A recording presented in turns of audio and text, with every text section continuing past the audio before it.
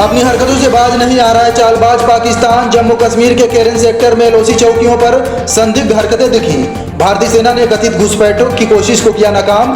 भारत के समर्थन में फिर आया सदाबहार दोस्त रूस। कश्मीर के मुद्दे पर पाकिस्तान को सुनाई खरी खोटी। शंघाई सहयोग संगठन में चर्चा के दौरान कश्मीर मुद्दा लाने पर रूस ने जताई नाराजगी। पिछले दिनों प्रधानमंत्री मोदी ने भी इस मसले पर बोला था हमला। 5.5 लाख दियों से जगमग हुई राम की नगरी अयोध्या। जश्न के माहौल में डूबी अयोध्या, आसमान चढ़ी रामनगरी की रंगत। CM योगी ने किए रामलला के दर्शन। माटी गला बाजार में बचे हुए सामान को CM योगी ने खरीदा। बचे हुए सामान CM को उपहार स्वरूप देने गए थे कलाकार। CM योगी ने सामान खरीदकर गरीबों को किया खुश। अखिलेश यादव ने कहा बिहार में भाजपा ने बेईमानी से जीता चुनाव। पूर्व MLC मुलायम सिंह यादव के निधन पर सांत्वना देने औरैया पहुंचे थे अखिलेश। तीसरे दिन मिला यमुना में डूबे किशोर का शव। मछली का शिकार करने गए अधेड़ व किशोर डूब गए थे नदी में। गोताखोर ने अधेड़ का शव 1 दिन पहले कर लिया था बरामद। रेलवे क्रॉसिंग के पास मिला पत्रकार सूरज पांडे का शव। रिलीज होने जा रही प्रियंका चोपड़ा की नई हॉलीवुड फिल्म। अब खबर विस्तार से।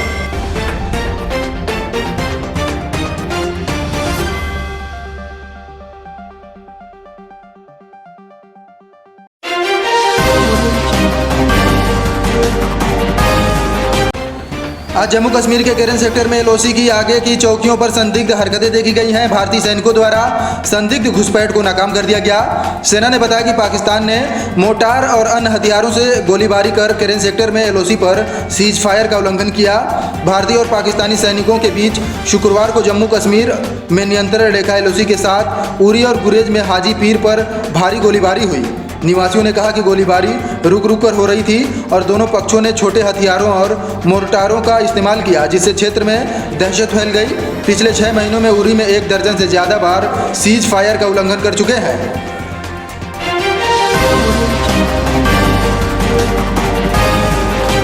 कश्मीर मसले पर एक बार फिर से सदाबहार दोस्त रूस ने भारत का समर्थन किया है। रूस ने भारत की इस बात का समर्थन किया कि पाकिस्तान को शंघाई सहयोग संगठन SCO में चर्चा के दौरान कश्मीर जैसे द्विपक्षीय मुद्दों को नहीं लाना चाहिए। इसने कहा कि ऐसा करना समूह के सिद्धांतों के खिलाफ है। प्रधानमंत्री नरेंद्र मोदी ने संगठन के डिजिटल शिखर सम्मेलन में अपने संबोधन में मंगलवार को समूह के आधारभूत सिद्धांतों का उल्लंघन कर SCO में द्विपक्षीय मुद्दों को अनावश्यक रूप से लाने के बार बार प्रयास करने वालों पर हमला बोला था।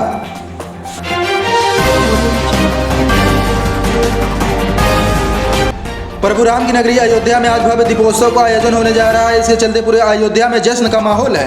राम के राज्याभिषेक के चलते देश भर से कलाकार सरयू तट पर प्रस्तुति देने के लिए बेताब है।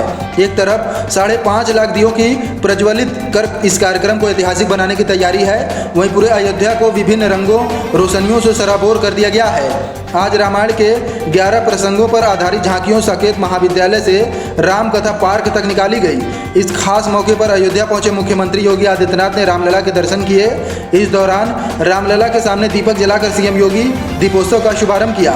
इससे पहले CM योगी ने राम कथा पार्क में भगवान राम, माता सीता का स्वागत किया। इसके बाद भगवान राम का राज्याभिषेक हुआ। अयोध्या के लोगों में भी इस बार दीपावली महोत्सव को लेकर गजब का उमंग उत्साह नजर आया। एक तरफ से पूरी अयोध्या जश्न के माहौल में डूबी नजर आई। शहर भर में रंग बिरंगे झालरों की सजावट ने अयोध्या की रंगत आसमान चढ़ा दी है।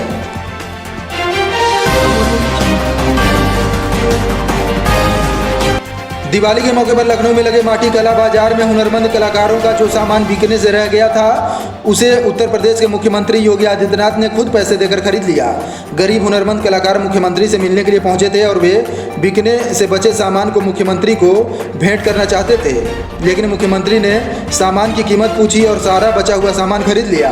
हालांकि माटी कला बाजार में सामान बेचने के लिए पूरे प्रदेश से आए कलाकारों की अच्छी खासी सेल हुई थी और वे इस बिक्री से उत्साहित होकर मुख्यमंत्री से मिलने के लिए पहुंचे थे और बचे हुए सामान को भेंट करना चाहते थे, लेकिन मुख्यमंत्री ने कलाकारों से सामान की कीमत पूछी और सारा सामान खरीद लिया। बाद में मुख्यमंत्री ने सभी कलाकारों को उपहार भी दिए।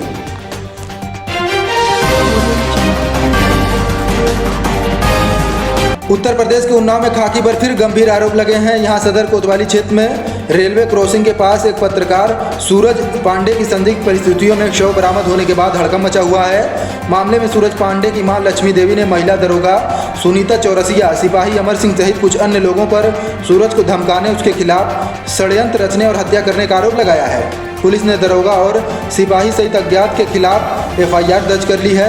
बता दें, गुरुवार को रेलवे क्रॉसिंग के पास पत्रकार का संदिग्ध परिस्थितियों में शव मिला था। सूरज पांडे की मां लक्ष्मी देवी ने एफआईआर दर्ज करवाई है। इसमें महिला दरोगा सुनीता चौरसिया, सिपाही अमर सिंह व अज्ञात के खिलाफ धमकाने व हत्या का आरोप लगाया गया है। सदर कोतवाली पुलिस ने तहरीर पर एफआईआर दर्ज कर ली है। इसमें महिला दरोगा सुनीता चौरसिया, सिपाही अमर सिंह व अज्ञात लोगों पर हत्या, षड्यंत्र रचने, धमकाने का मुकदमा दर्ज किया गया है।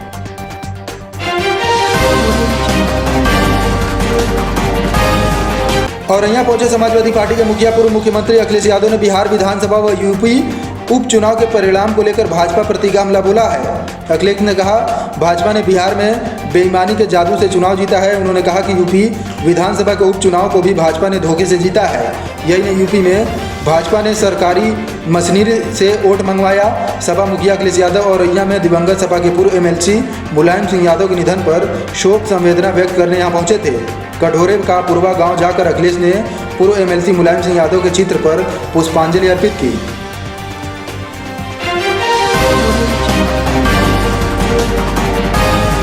अगली खबर यूपी के औरैया जिले से है। यहाँ मछली पकड़ने यमुना तट पर गए अधेड़ व उसके नाबालिग भतीजे की यमुना में डूबने से मौत हो गई।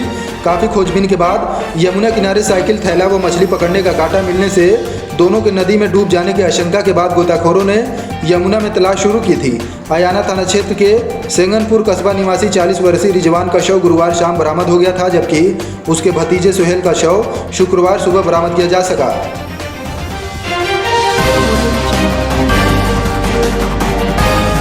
यूपी के औरैया जिले में ई रिक्शा की बैटरी को चार्ज करते समय करंट लगने से रिक्शा चालक की दर्दनाक मौत हो गई। विधना कस्बे के नवीन बस्ती का निवासी दिव्यांग ई रिक्शा चलाकर अपने परिजनों का भरण पोषण करता था। वह घर के बाहर ई रिक्शा चार्ज कर रहा था, तभी अचानक करंट की चपेट में आ गया।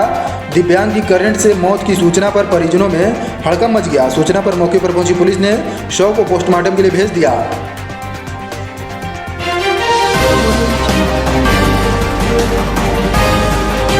एक्ट्रेस प्रियंका चोपड़ा ने बॉलीवुड से हॉलीवुड तक का एक सफल सफर तय कर लिया है। एक्ट्रेस अब बॉलीवुड फिल्में में कम और इंटरनेशनल प्रोजेक्ट में ज़्यादा दिखाई देती हैं। उन्होंने अपनी काबिलियत के बलबूते ये मुकाम हासिल कर लिया है। ऐसे में अब प्रियंका चोपड़ा के फैंस के लिए एक और खुशखबरी है। एक्ट्रेस की नई film we can be heroes अगले साल नेटफ्लिक्स पर रिलीज होने जा रही है। रॉबर्ट रॉड्रिग्स के निर्देशन में बन रही वी कैन बी हीरोज को अगले साल 1 जनवरी को रिलीज करने की तैयारी है। फिल्म में प्रियंका चोपड़ा के अलावा याया गोसलाइन, पेड्रो पास्कोल अहम रोल निभाने जा रहे हैं। लंबे समय से प्रियंका की इसी फिल्म को लेकर बज़ बना हुआ है। फिल्म के बीटीएस फोटोज भी सोशल मीडिया पर वायरल हो रहे हैं। पिछले साल ही प्रियंका का लुक भी सोशल मीडिया पर लीक हो गया था। ऐसे में हर कोई प्रियंका की इस फिल्म का बेसब्री से इंतजार कर रहा है।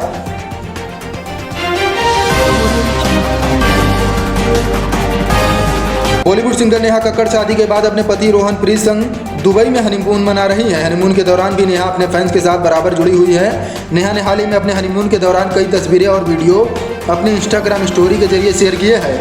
इन तस्वीरों में उनके रोमांटिक हनीमून की झलक को साफ देखा जा सकता है। नेहा कक्कड़ और रोहन प्रीत सिंह अपने हनीमून को खास बनाने का एक भी मौका नहीं छोड़ रहे हैं। इसी बीच नेहा की हनीमून की कई तस्वीरें सामने आई हैं। एक तस्वीर में दोनों रोमांटिक कैंडल लाइट डिनर करते नजर आ रहे हैं। नेहा कक्कड़ डिनर के दौरान का जो वीडियो शेयर किया है उसमें आप देख सकते हैं कि टेबल पूरी तरह कैंडल और खाने से सजी हुई है। इस बुलेटिन में बस इतना ही। कल फिर हाजिर होंगे नई खबरों के साथ। हमारे साथ जुड़े रहने के लिए हमारे फेसबुक पेज को लाइक करें, यूट्यूब चैनल को सब्सक्राइब करें और अधिक खबरों के लिए हमारी वेबसाइट www.tejaskhbar.com पर जाएं।